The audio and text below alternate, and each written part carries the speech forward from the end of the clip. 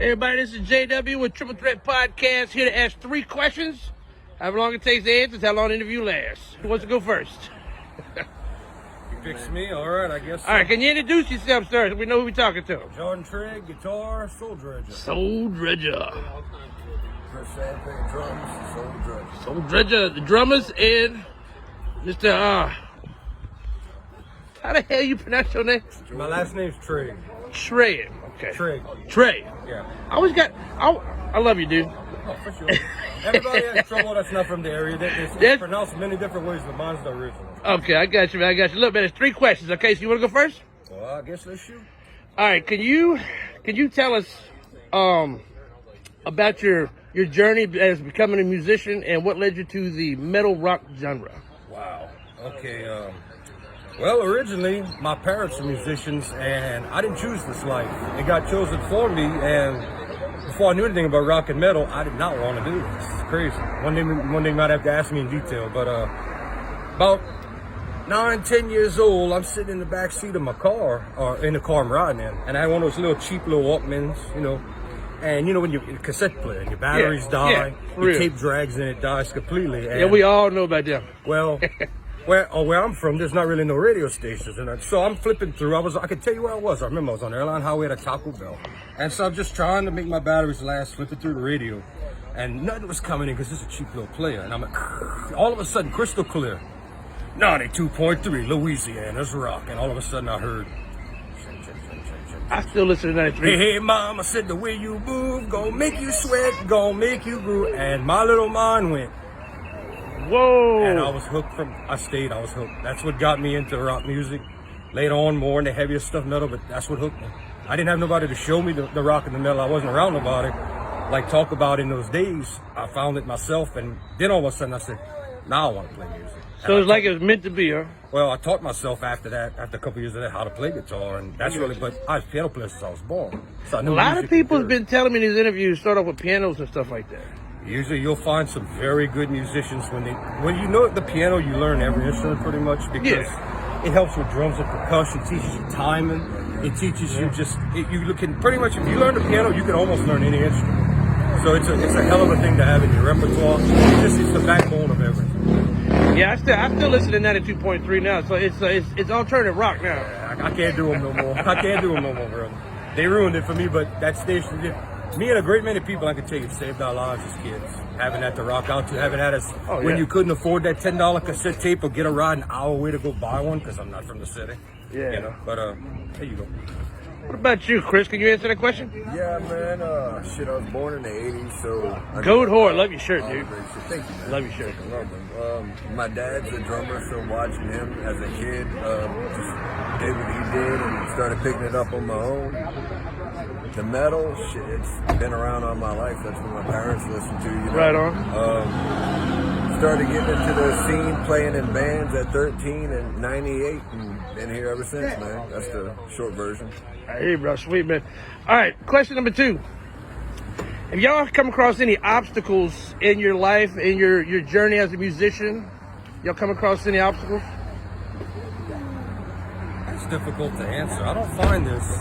I mean, when you think about obstacles or what you consider? Like an impediment, something that just wanted to make you quit, or something that kind of got in the way of... Honestly, I did have something, now that you mentioned that. When I was doing the piano thing, I was about 11 or 12, and I started having these pains.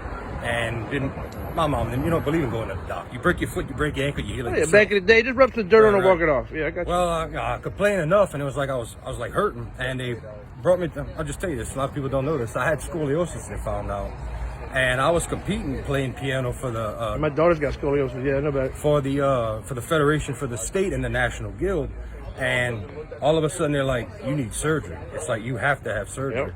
And so that's the era. So you had it real bad, is what you had. Oh, I had twin curves and I had it bad. But the era I had it in was not a quick recovery. So it took me at least a year to be able to walk on my own without and trouble like that. I mean, day one in ICU, they dropped me on the floor. Holy shit! Yeah, they were like, get up. I'm like, I have no back muscles, and I fell. But was that Charity Hospital? No, this was at Should I list the hospital? It's a local one, but it was not a Hey, charity. only mention on these podcasts what you want to mention. All right, I don't. It was a New Orleans hospital. You don't have to if you don't want to. Yeah, I just don't think they realized that the doctors explained later. They were like, the only way I could stop the pain was like therapy and working out, and so I was lifting double. I didn't weigh 115 pounds. I was lifting double my body weight just trying to stop the pain. And the doctors admitted, they said, when we got in there, bro, we had to rip and tear at those back muscles to get to the spine. Man. Well, no wonder I didn't have nothing when they tried to get me up. There was nothing there. No shit. But that was adversity, because then it's like, all right, February's coming. You got to be able to play you got to compete. You got to be able to play your songs. Yeah. And this is Louisiana, like not the National Guild, the Louisiana Federation of Music Clubs. And it was like, everybody was iffy. It was like, can it be done? I just pushed and I played it and nailed it. So there you go. Well, I'm surely glad that you made a recovery, man. So you come out here and rock the house for us, man. It took me about Thanksgiving week when I was 13 to 15 years old Ooh, that's young. to be able to be put back into society, and to be able to move around again, all of that, Yeah. I mean, all I had was my guitar at home in those couple of years to be able to play my music, besides what I was doing. It was recovery, but You tough son of a gun, bro. I'll tell you this, that week after that surgery in the hospital, bro, no pain till you go through that. That's too much. I don't even want to imagine They it, lower dog. you every hour, bro. I was moving myself. I said, get off. But after that, there's no such thing as pain, bro. I got you, man. All right, Mr. Chris, you want to answer that same question? Yeah, kind of same situation. As I said, I started playing in bands in '98. I was playing guitar at the time, and in 2004, I had an accident where I severed everything here on down, and then my bicep was split in half as well. So I Really lost can't tell it too much. completely use of my left arm. I don't have like individual movement of my fingers. I got to move them all at once. So I started having to play drums one-handed. Oh, I bet that was a challenge. It was something I used to goof around and do as a kid because I was a Def Leppard fan. Yeah, with pencils and shit. Yeah, I think we all did that back on in my the day. actual drum kit just to see if I could do it, So I kind of, since I did it before, it was easy for me to move into it. Yeah. I did that for about a year and a half till I could actually close my hand, and then I would tape the drumstick to my hand. Oh, that's yeah, you got. And then about 3 years ago, I got it to where I can move my hand on its own and hold the drumstick now, so I don't have to do none of that shit anymore. There you go. Well, I don't know if it's a tattoo, but really and truly, if you don't know what anything happened there, you wouldn't even really know that. The tattoo was here, a piece of the cheekbone's missing, and then the scar, it looks like the gum line. But if I tighten it, you can see all the muscles. Yeah. There's nothing here. You still look good, dog. You look good. I think the moral of the story is, you can't kill bad grass. Right. Yeah, I have a time of death and everything, man. It was crazy. But Oh wow, holy shit. that's serious. Yeah, that made me question if I was going to be able to do it again. And long story short, with all of that, if I didn't, I wouldn't be here because music's all I have. It's all I got besides my daughter. Music, man. That's all I know. Well, we're glad you're here, man, because you guys rock the freaking house. Every time I see you guys, I think this matter of fact, I think this is the second time I've caught y'all a live show. Yeah. You was at the Babylon show. Yeah, with Raise the Deto. Yeah, Oh man, y'all. What a show. I was like, hold on, I got in this place for $10.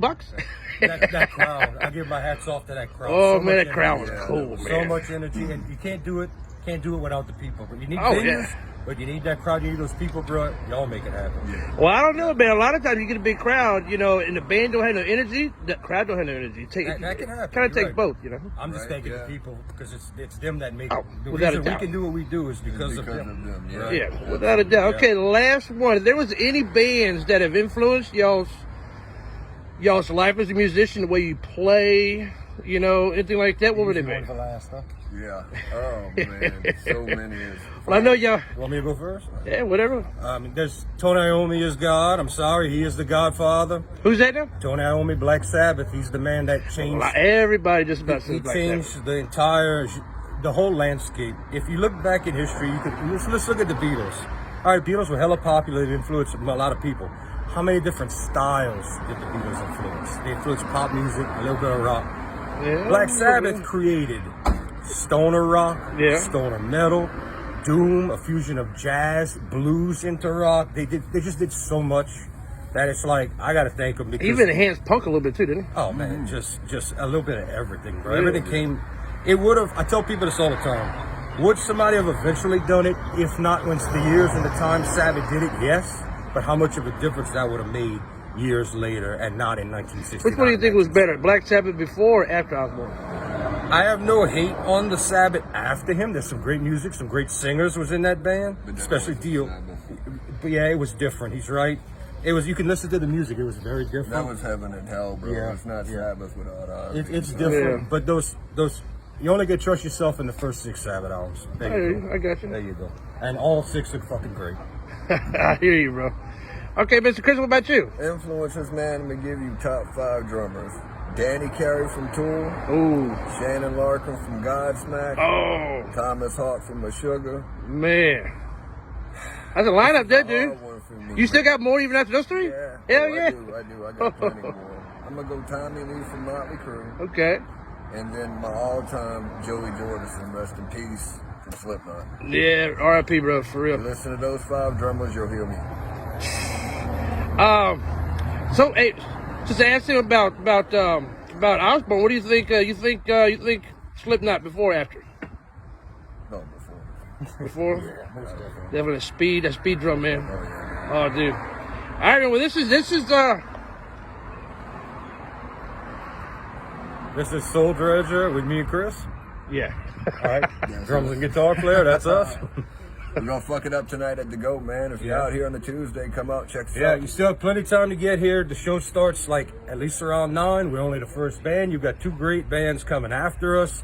Eight being- Vermin and Mean I Green. keep saying it wrong, so I better 8 just, Vermin and Mean Green. Mean Green, there you go. Just think of the cleaner, Mean Green. Yeah, Yeah, just think of that.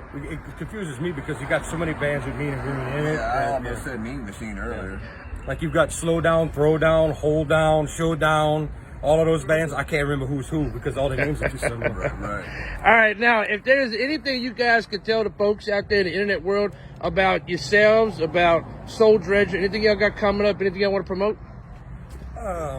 First of all, a lot of people have been asking us that know us, that's heard us already, like, where's the shirts? That's the first stop, that's coming. We're getting them made as soon as this is over. We're currently writing new music, so that way we can have more music, play longer live, and that's all going to go towards the full-length album that we're looking to all do. You know? Oh, hell yeah, As long as no one full-length gets- Soul Dredger album? As long as nobody gets in a car wreck or hit like by a squirrel or something, you know, run over by a car. Yeah, knock on wood, That's, for real. that's the plan, and we're just moving on with that. We got a couple of us play some more shows, but we're just trying to jump real quick. We'd like to knock out a few more songs, get that done, you know. So somebody calls us something special, something we might play real quick, but for right now, we're not dying. We will be back, but we're not dying to try to play tomorrow. Well, I hear you, man. But you know what? Y'all doing what y'all love, and that's respect, bro. And y'all giving us one hell of an entertainment, that's for sure. Sorry about the sound, anybody. We're out here on the street live in New Orleans, so yeah, you're gonna have assholes and idiots driving by all the time. But I mean, that's what they're doing. They don't know what we're doing, so whatever. Anyway, this has been JW for the Triple Threat Podcast. I want to thank Jordan. Trey, just say Trey. Okay, Trey. Hey, Chris, I always get to. I love this guy, man. I always get his name I fucked know, I up. see you all the time. You always supporting Yeah. everybody. Y'all give it up for JW. He's helping y'all. Ah, out a man, lot, I'm just doing this because I'm having fun doing it. We glad. Yeah, hell yeah, Chris. I love you as a drummer, dude. But yeah, this is JW with the Triple Threat Podcast. I want to thank these 2 guys. I already got Hayden there, and I got Dusty around here somewhere. I already got them on podcast already. But yeah, it's JW, and I am out.